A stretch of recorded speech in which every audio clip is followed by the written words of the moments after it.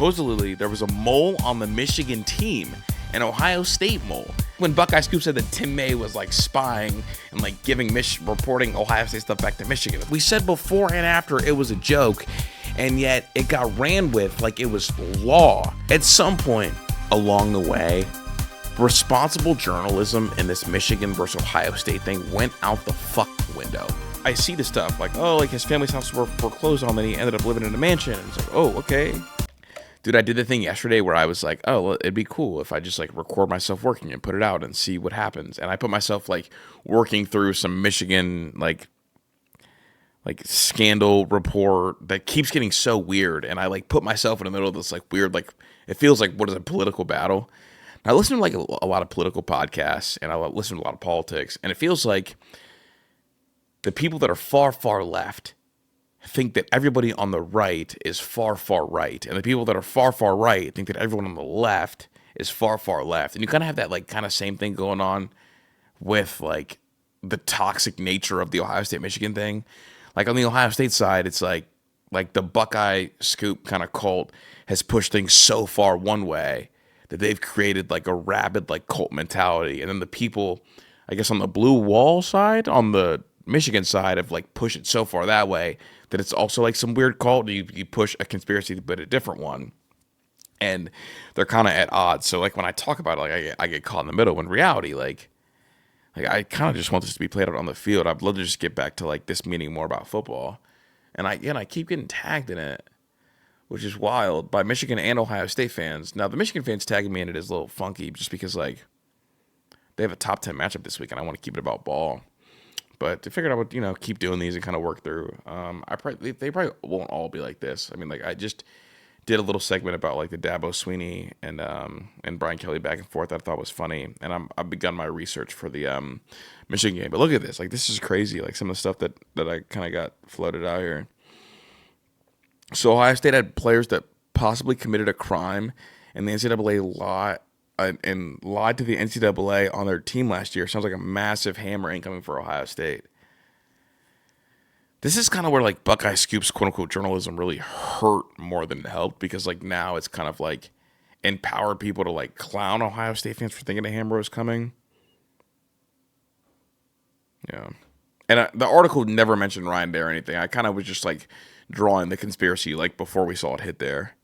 Here we go. Joey Velasquez, the ultimate traitor on the level of Benedict Arnold. Literally reads that a crime was committed. Yeah, I don't think there's anything to this. Is that what I said?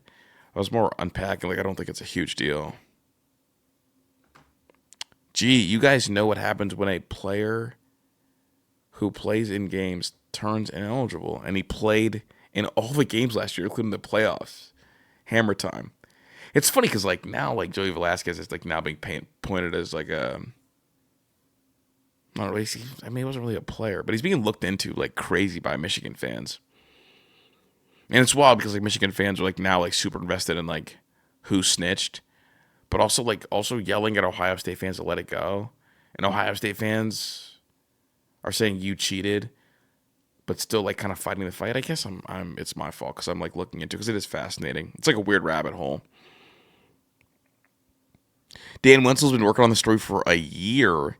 He couldn't release it because of the investigation. There was some buzz another CBS story was going to break soon with the PR firm coming to light. The biggest issue is the players videoing a coach's computer and was paid to do this by a PI firm, which Michigan says they have proof, and it came from Ohio State. All this stuff reads like Mission Impossible. People filming practices, people filming sidelines, people filming people's computers that have practice footage on the computers. I don't know. What is hilarious is that Velasquez could be deemed ineligible, and we know what happens to games played with ineligible players. They get vacated. So it's almost like turning into like a reverse vacation. It's like the Uno reverse card. Welcome to my trap card.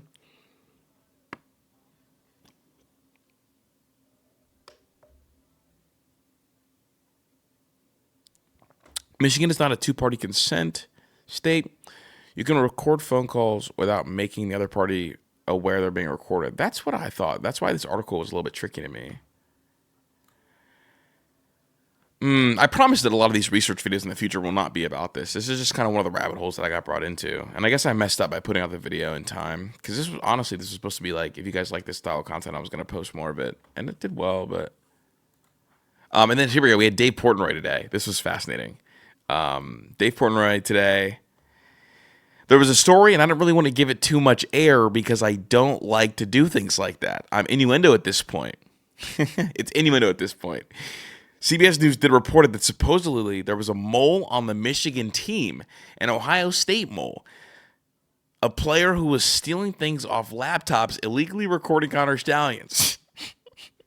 I don't know how much truth there is, but I'm hearing that potentially this guy was ineligible for breaking the law, and Ohio State may have to vacate everything, which would be quite the turn of events.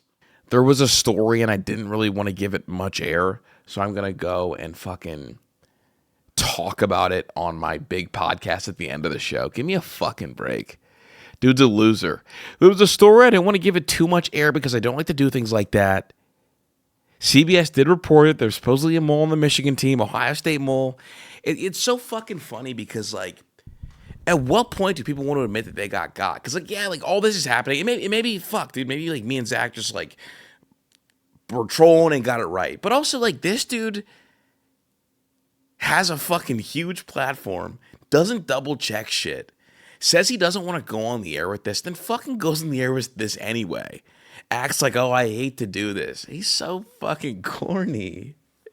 It's just, at some point along the way, responsible journalism in this Michigan versus Ohio State thing went out the fucking window. Like, all responsible journalism went out the fucking window, and whoever got caught in the crossfires of it, fuck them, is kind of what happened. Like, for me, it's like, I start to feel bad that, like, me and Zach made the joke about Ryan Day's brother, but literally, if you listen to the full 30-second, like, clip we were joking, we said before and after it was a joke, and yet it got ran with like it was law.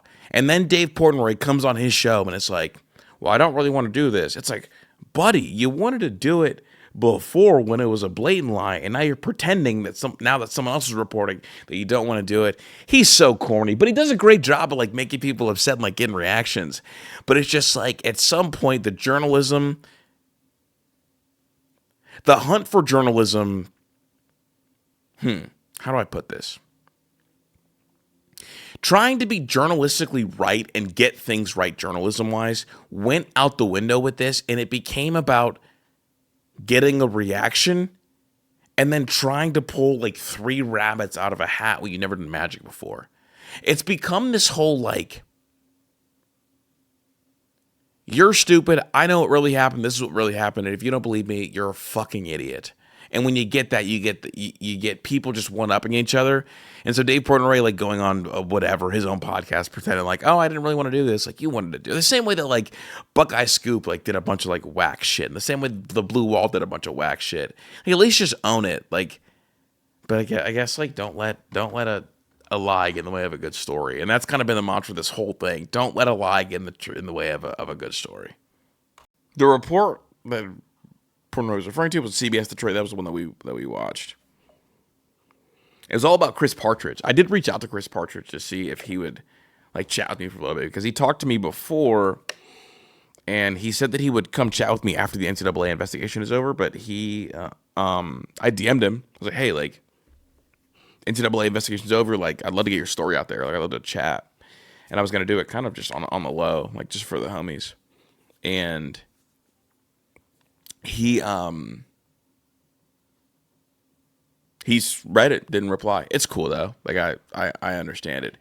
It's just one of those things. It's like is this, for me, I run into this tricky thing. Like, I keep getting sent this, and for me, I'm Chris. Like, I do stuff on Men's Sports. Like, do I research and try to like dig deep into this and like see what I can learn at the risk of like losing my mind in one of these like conspiracy theory rabbit holes, or do I end up getting blackpilled, or do I just leave it alone until maybe after the season when there's more information, or do I leave it alone altogether? Because like I see the stuff like, oh, like his family's house were foreclosed on, then he ended up living in a mansion, and it's like, oh, okay, it's weird. I did get asked about it though in today's show. It's funny because Zach is done with it. He's not want to talk about it at all, which I don't blame him. Like it's just one of those things that like season's over, you want to be able to like to not to do it. But what is this cat's background?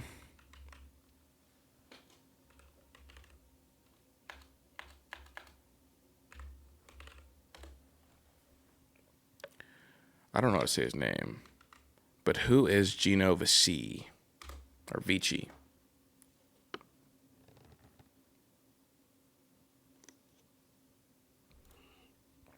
Let's find out. Gino, writer, creator, multimedia maker, CBS Detroit, Northwestern U. Northwestern, Be Kind, blah, blah, blah, blah. He's got 624 articles. This is the most recent one. Are you from a scene in Detroit? Yahoo News, CBS, blah, blah, blah. Ooh, Cincinnati. I love Cincy 11 there. But he works in Detroit. Northwestern U. Okay. He's got this article. Central Michigan staff. So this is some of his work, I guess. The writer who just published a story, kind of alluding to Velasquez, but not saying it specifically, and kind of alluding to the Ryan Day PR firm, but not saying it specifically.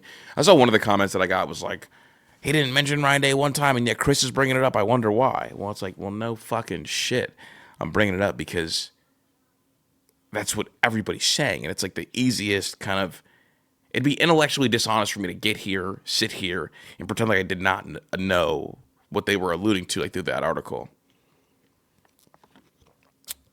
Stallions at the center of the sign stealing investigation, 8-year show cause, yada, yada, yada. We know that. Two sources with direct knowledge of the incident confirmed to CBS News Detroit that a CMU coach initiated contact with Stalions, and then head coach Jim McElwain was likely aware and approved of the arrangement to secure Stalions' sideline credentials and outfit him in CMU gear for that. Stalions' presence on the CMU sideline was fueled a wave of speculation theories, largely because it unfolded in the middle of the NCAA's broader investigation. Yeah, so we knew this.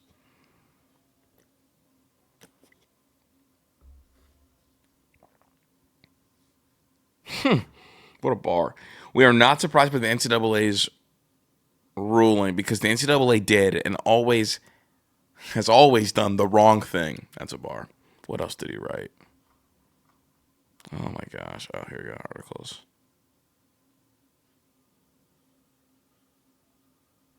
So this guy doesn't really do. He does a lot of football stuff, but not. I mean, he does like real journalism. It looks like. Yeah, like Michigan family murdered teen. Yeah, he does like real work. Dozens of Tesla vehicles sit in a parking lot, exploit employees, explain why. Yeah, it doesn't seem like he's done a lot of like football stuff.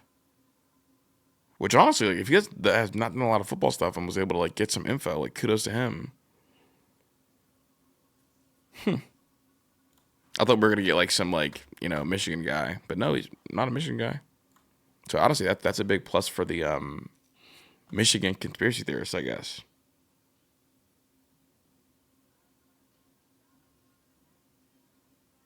From what I was able to gather too, like and kind of talking to people, it seems to me that even like if some evidence was obtained like illegally, I guess the issue that I think Michigan is going to run into is that the NCAA didn't need the illegally obtained evidence to get the rest of the evidence.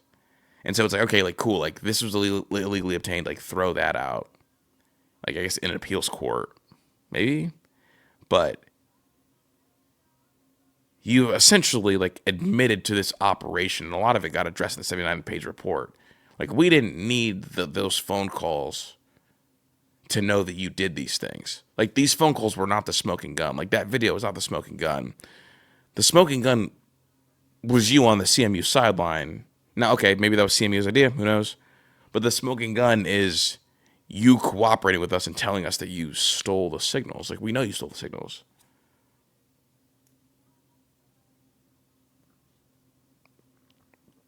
Also, it would be wild for a player to know about the sign stealing operation.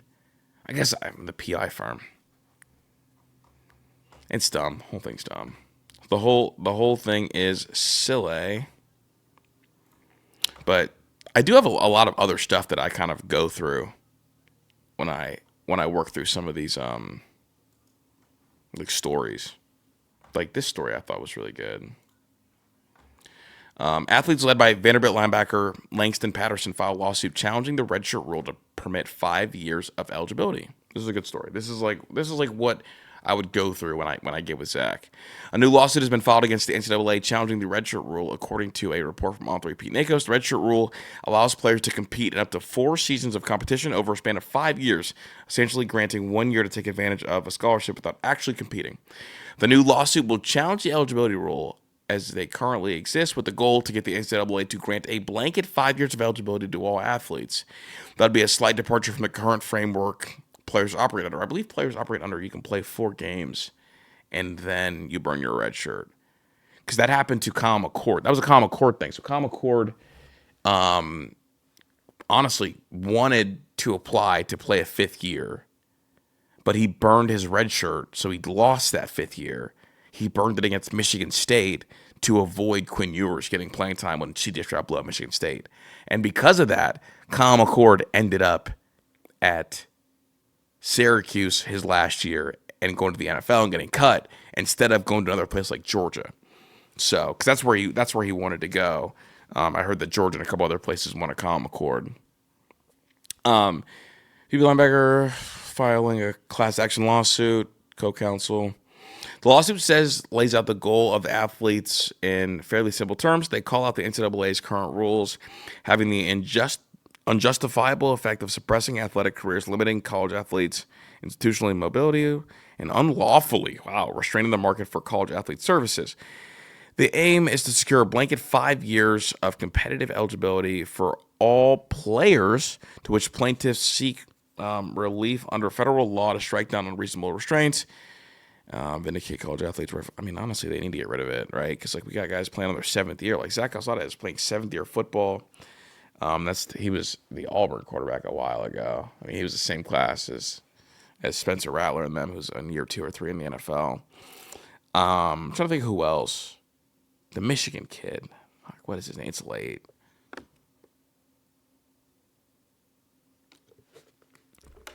The Michigan kid. What is his name? Lost the job to J.J. McCarthy. Cade McNamara. Whew, that was bad. I almost had to bumble it up.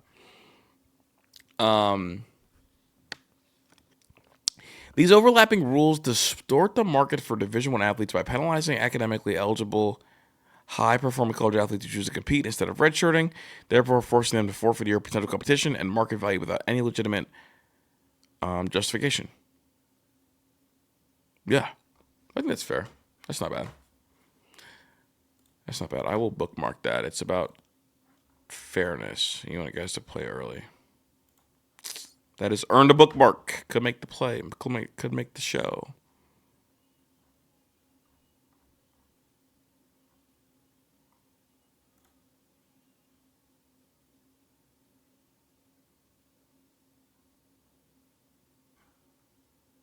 Yeah.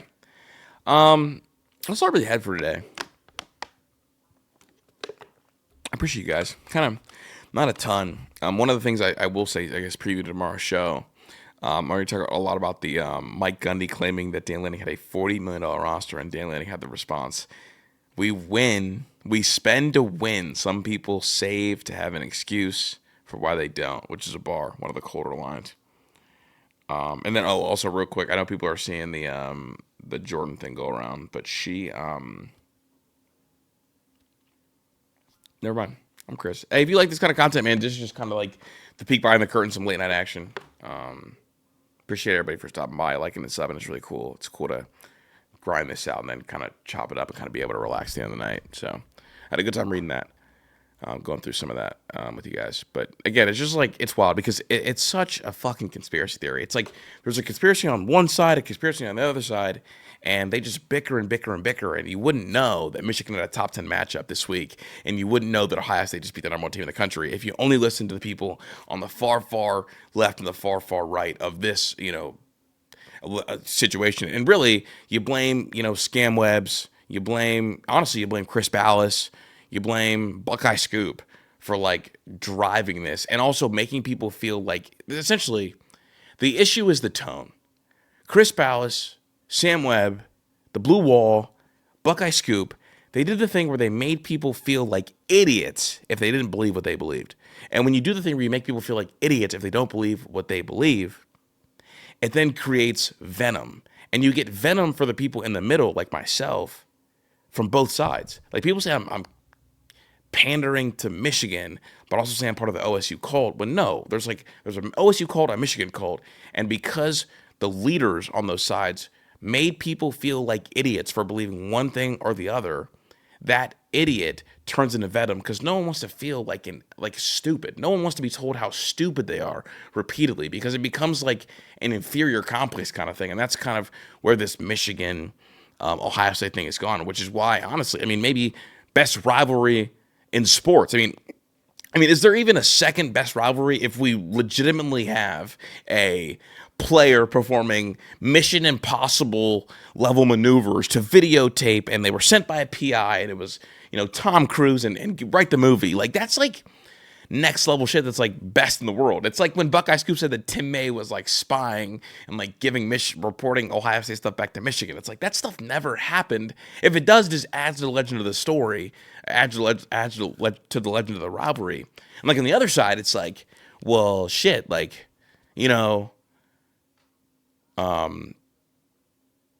Michigan hacked the servers and that's why Nick Saban took the iPads away and like the servers were in trouble. And if that's the case, then shit, like that's a big deal too. And it adds to the legend of the rivalry, a rivalry that doesn't even need more like legendary weird stuff. Considering that Connor Stalions literally smashed evidence and dropped it at the bottom of the lake. Like, what the fuck? So just one of those weird things. And I feel like I got caught in the middle, really just trying to showcase kind of some of my workflow that I feel like I walked into like a fucking political battlefield because you're too far that way, they hate you. Too far that way, they hate you. And if you were just on the outside, you would hear how loud both sides are, and you think to yourself, oh, that must be the majority. No, that's the minority. They're just loud about it. So whatever. I appreciate you guys. Thanks for like coming and being part of my like inner thought rants. I'll have more, I guess, like right-throughs the closer I get. But this feels a lot like politics whenever I kind of read through these conspiracy theories. And, our politics are filled with conspiracy theories. I'm Chris. If you saw the Day Sports, I love you and I appreciate you.